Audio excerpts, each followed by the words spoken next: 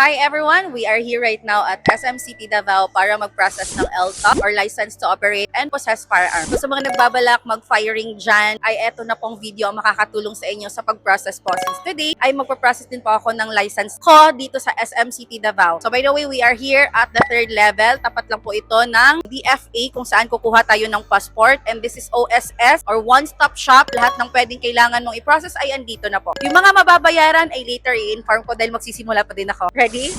Una ko palang prinasas before coming here is yung gun safety which cost 600 pesos doon mismo sa Arms Corps. At bago kayo pumunta dito, kailangan meron na kayong online doon sa National Police Clearance ha. So ang una kong gawin, aside sa pag-process na National Police Clearance, mag-exam muna ako sa neuro natin. So neuro will only cost 900 and sa drug test is 300, so 1 to lahat. Okay, mag-exam muna ako. Good luck! Finally guys, I'm all done. Mahaba-haba yung oras sa examination na no. Pero before that, of course, i-instruct ka muna nila on what to do. And belong po ako sa civilian kasi